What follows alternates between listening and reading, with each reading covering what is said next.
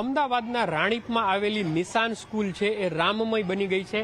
આપ જુઓ કે સ્કૂલના પ્રવેશદ્વાર ઉપર ભગવાન શ્રી રામનું મોટું કટઆઉટ છે અને રામાયણના જેટલા પણ પ્રસંગો અને પાત્રો છે એના અહીંયા રાખવામાં આવ્યા છે। 2 રામ મંદિર છે અને વચ્ચે શ્રી રામની એક મૂર્તિ પણ લગાવવામાં આવી છે। એટલું જ નહીં પરંતુ સ્કૂલની અંદર વિવિધ રામાયણના પ્રસંગોને જીવંત કરવામાં આવ્યા છે અને લાઈવ એમનું જે આખું નાટક છે અથવા તો જે રામના પ્રસંગો છે એને લાઈવ ભજવવામાં આવ્યા છે।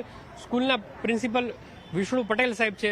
સર, જણાવો ખાસ કરીને કેવી તૈયારી અને શું શું અહીંયા જોવા મળશે? જ્યારે અયોધ્યાની અંદર 500 વર્ષ પછી રામ ભગવાનને પોતાના નિવાસ સ્થાનમાં પુનઃ પ્રતિષ્ઠા થઈ રહી છે ત્યારે સમગ્ર ભારત વર્ષમાં એક આનંદનો માહોલ જબરદસ્ત જોઈ રહ્યો છે। ત્યારે અમારા રાણીપની અંદર અમે શાળાના 150 કરતો વધારે બાળકોએ રામાયણના જીવંત કરવા માટેનો એક પ્રયત્ન કર્યો છે।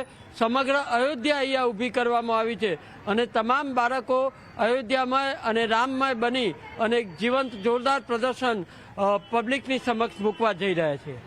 તો આપણે ચોક્કસપણે કહી શકશું કે જ્યારે અયોધ્યામાં મંદિરની પ્રાણ પ્રતિષ્ઠા મહોત્સવ થતું હશે એવા જ સમયે સ્કૂલની અંદર જે રામનો જયઘોષ થશે તો સમગ્ર ગુજરાતમાં ગુંજી ઉઠશે।